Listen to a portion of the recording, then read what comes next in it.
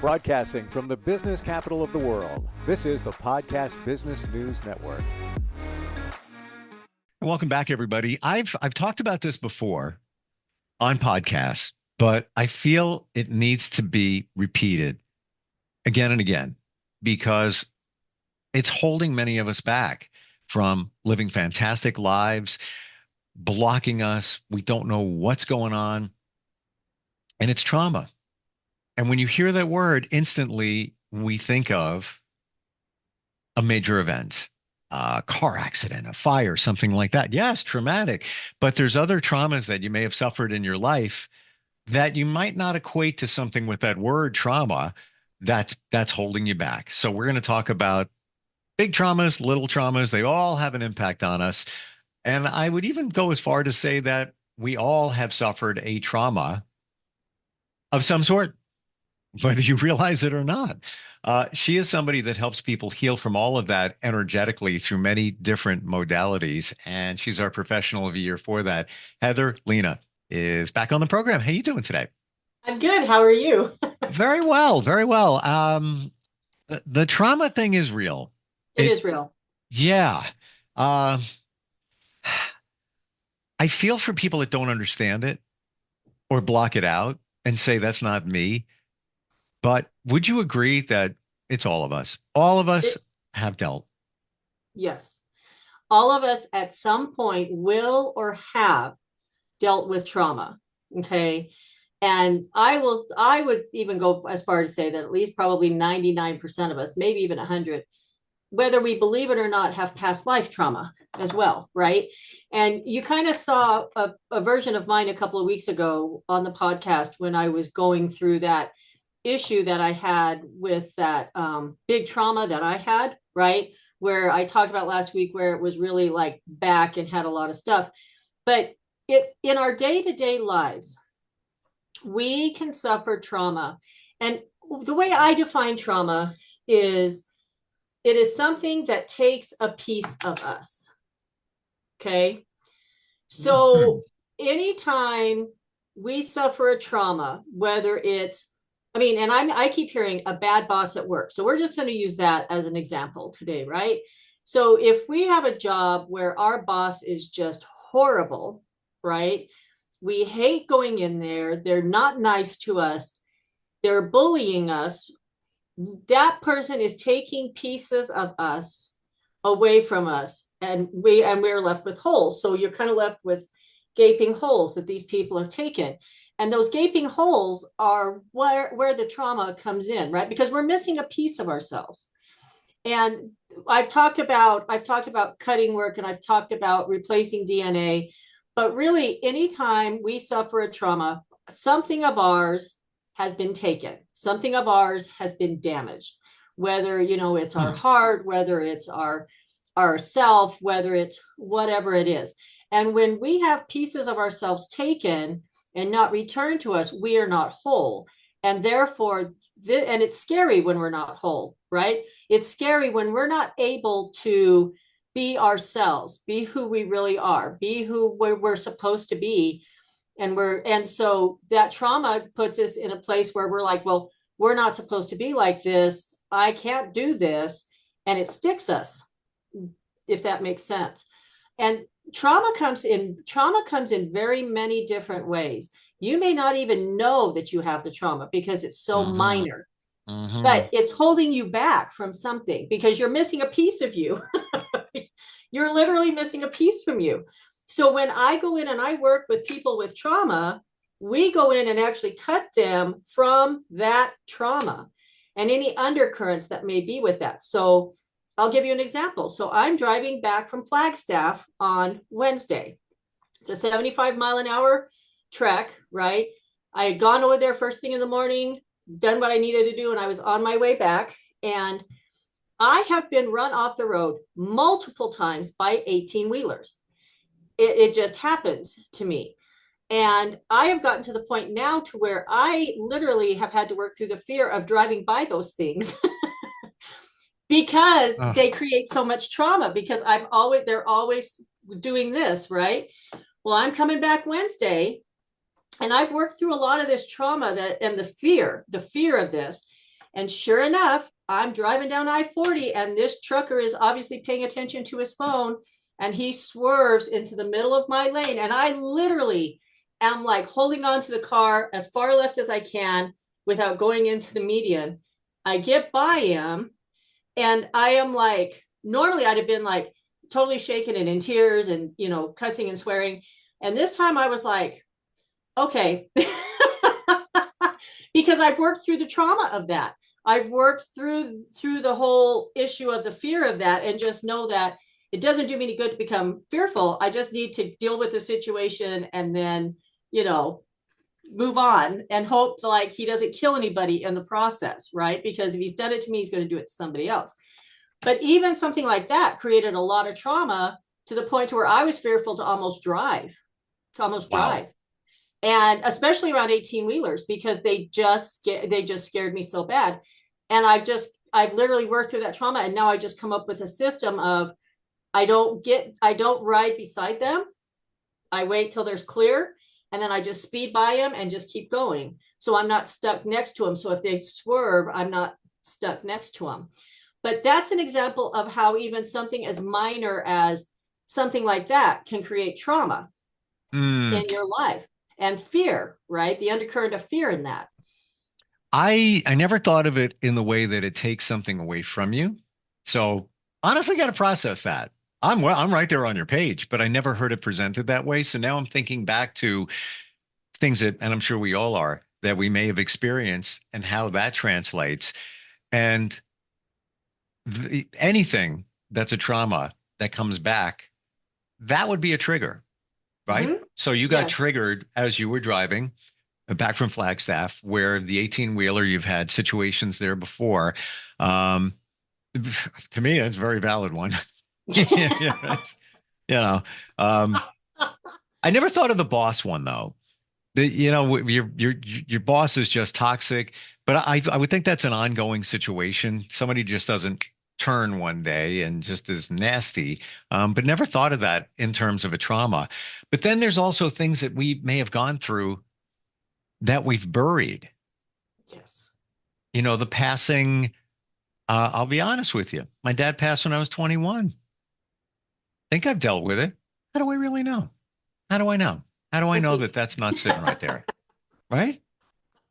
Let's Those. see, we'll figure it out. But you're right, and so I have learned about energetically, I've learned how to deal with things that would create trauma and deal with them immediately so they don't fester. Okay. Hmm. So I'm having issues with animals in the last 30 days. Um, we have foster cats. They're feral cats that we've adopted and taken care of. And we had three. Keyword in that sentence was had. And Hmm. my two babies that I have in my house were the daughter and son of one of those fosters. And she was my special needs kitty. Okay. She had cross-eyed, so we called her Cross. And I got a call on Tuesday from the neighbor that helps keep an eye on them saying that she had been hit by a car and had been left. And that the neighbor couldn't get away. And I got there and I was like, holy crap, right?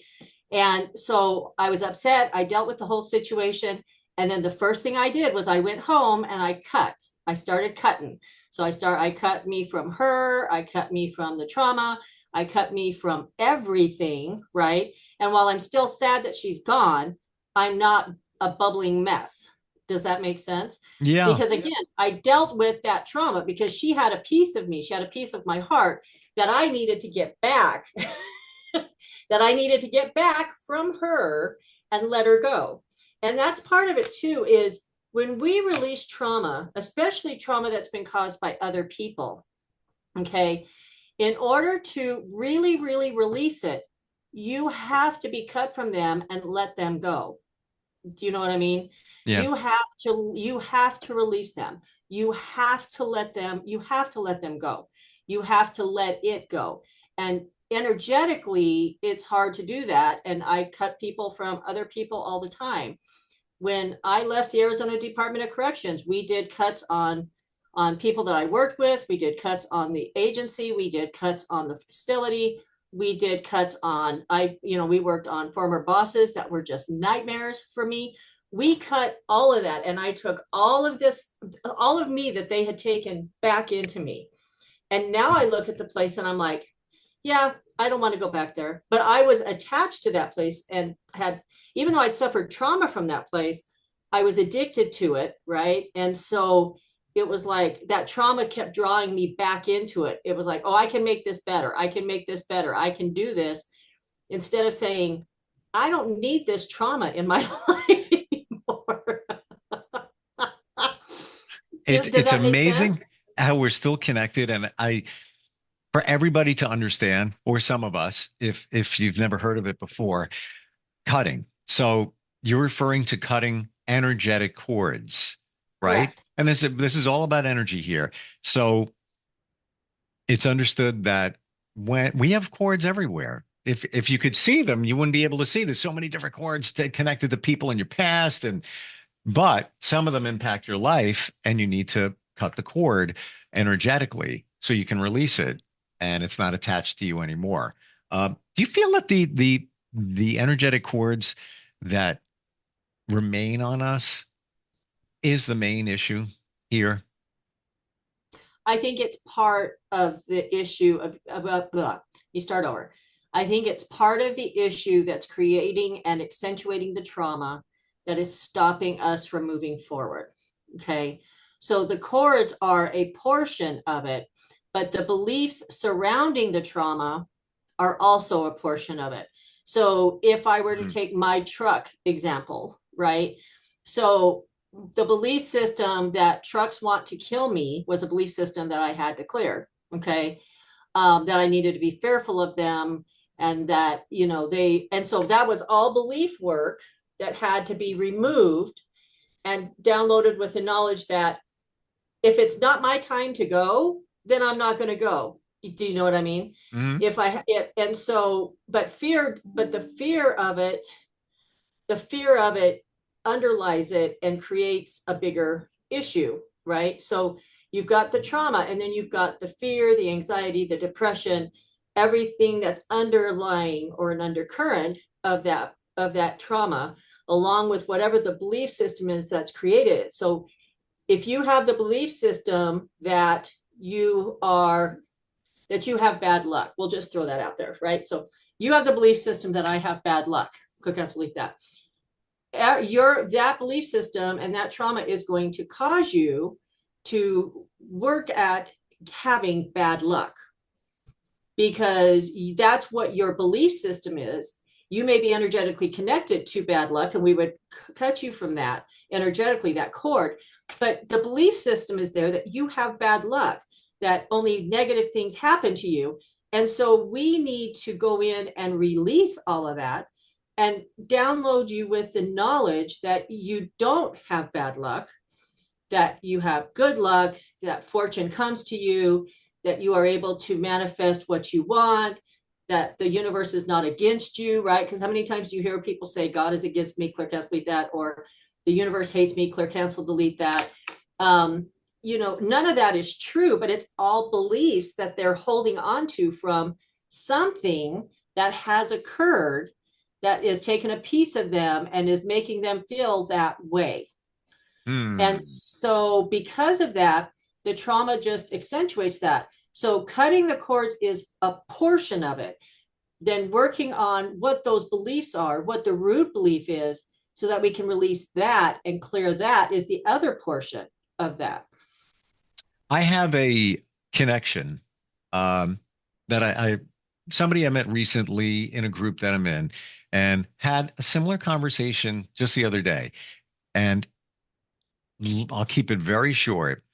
He wants to hold an event for his line of business, and he's actually aligned with a company where he's paid a few $1,000s to have the rights to use the material for the event. So a bunch of us are all together and like, hey, did you get the venue? You set it all up? No.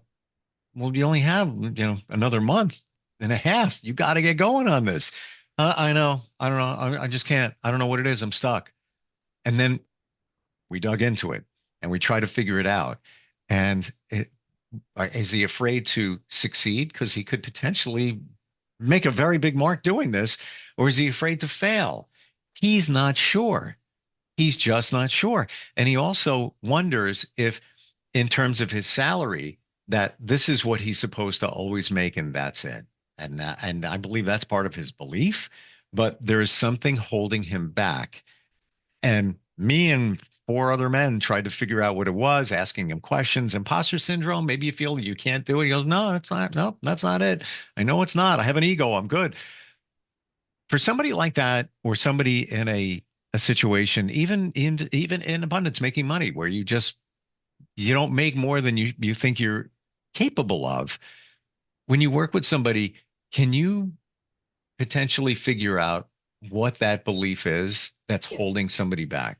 Yes, Wow. absolutely. Absolutely. And what happens is we go in and I just start asking questions, right? So, and I'll use me as the example. So where trauma and past life comes in actually. So I have an extensive past life history.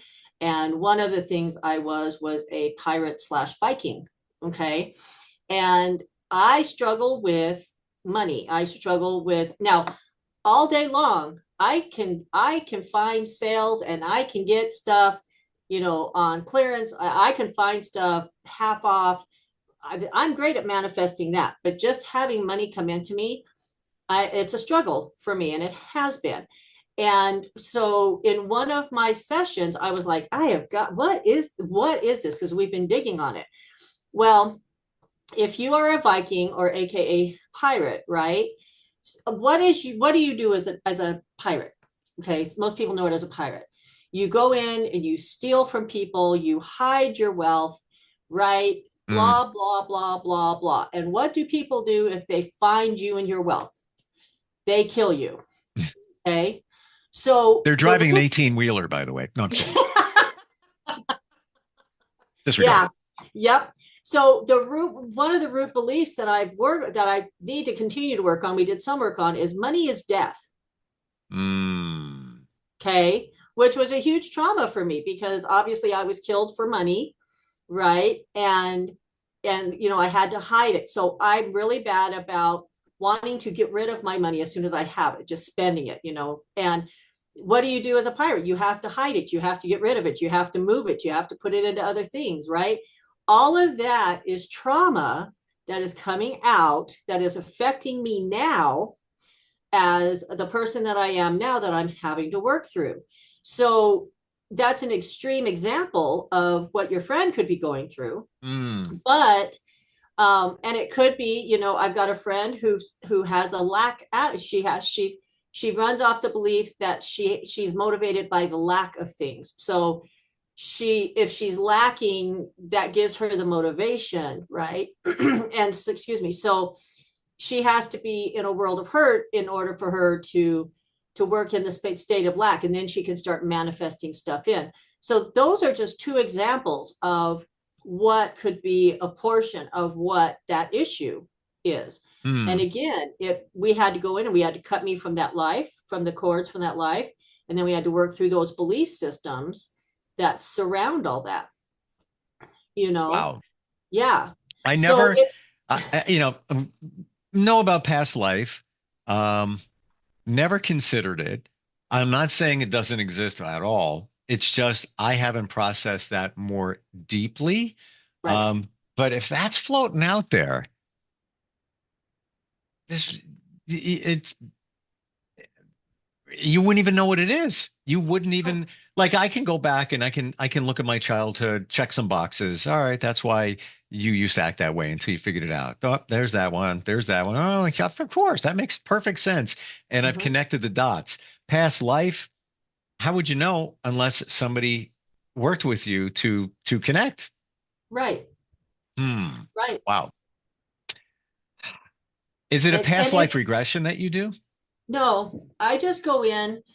For me, I don't do real past life regression, right?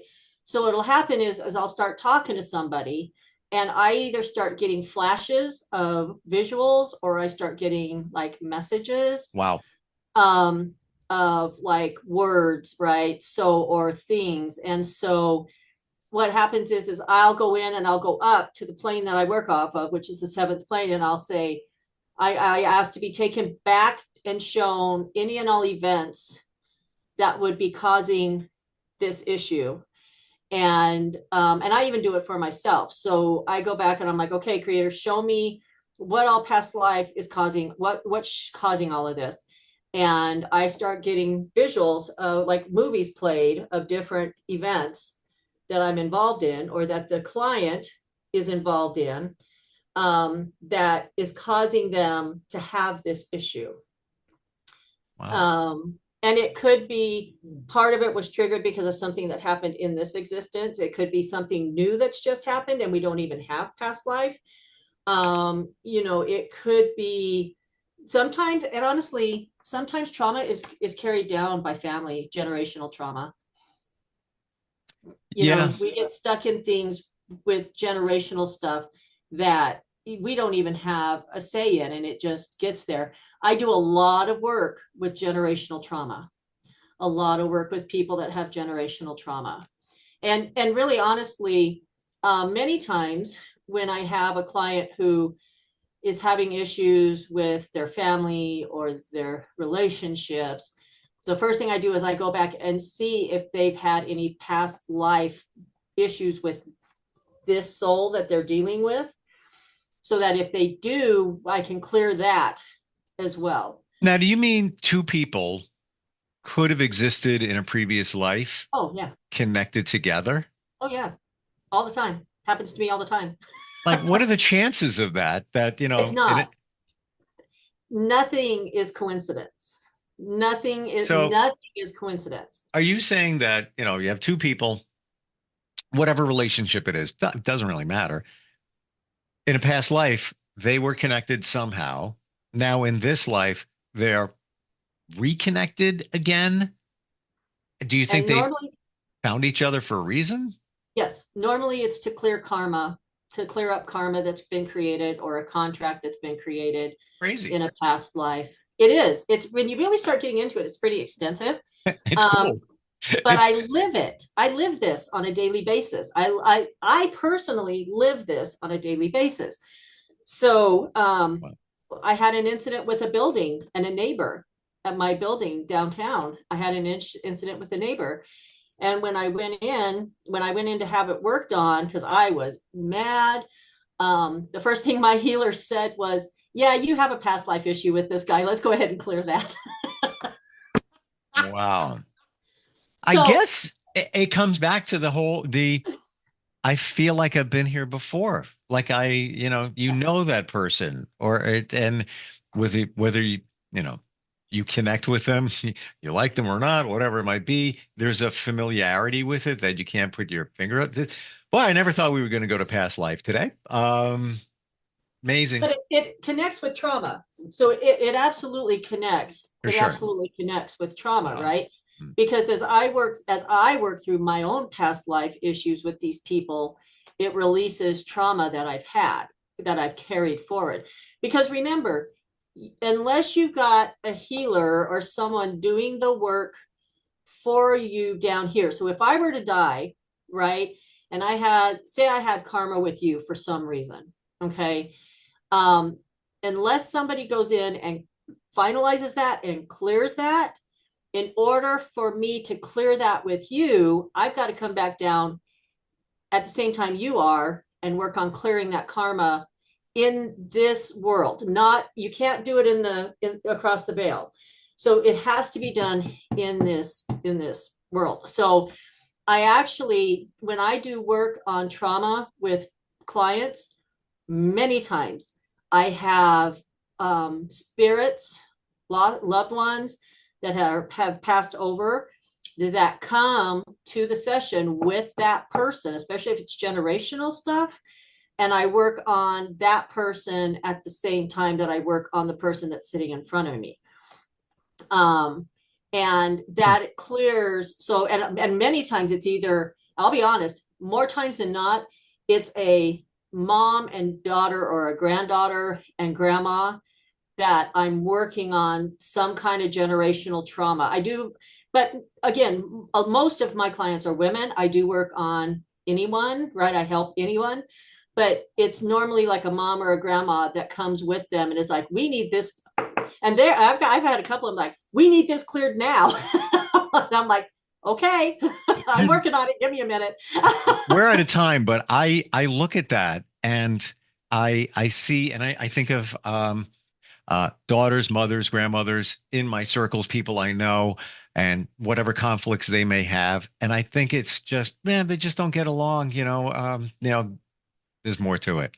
I can see your face, and that confirms it. Wow. Heather, how do we connect with you? By the way, all of this, everything we're talking about, the energy clearing, cutting cords, all of that can be done virtually anywhere on the planet. Yes. That's the super cool part. It's energy. How do we connect? So you can connect with me on Facebook at Healings with Heather, Instagram, same thing, Healings with Heather. My website, contact@heatherlena.com, and sessions can be done in person or virtual. I'd love to help you heal yourself. Love the insight. This is the answer to everything. It really is what we're dealing with, what we're afraid to deal with. It all comes from traumas and our past. Thank you so much for being here today. You're welcome. I'll see you next week. I'm going to hit the road in a moment, and I'm not kidding. And every time I see an 18-wheeler, I'm going to be thinking of you. Not even kidding. Thinking positive thoughts. I'll talk to you soon. Positive thoughts. Yes. All right. We'll catch up next week. We'll Bye. be right back. Are you looking for even more of the podcasts and hosts that you love? The Podcast Business News Network is proud to announce that you now have even more ways to listen live. Check out the MyTuner Radio, online radio box, and Simple Radio apps on iOS and Android, or find us online. Search for Business News Network on mytuner-radio.com, or search Podcast Business News Network on streama.com and onlineradiobox.com/US. Take your podcast on the go and don't miss a minute of the action.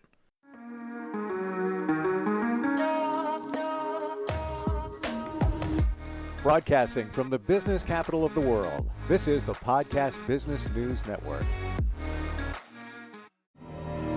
For nearly 2,000 severely injured veterans, everyday life has become filled with barriers.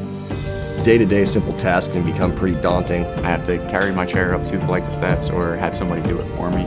What scares me the most is just the falling.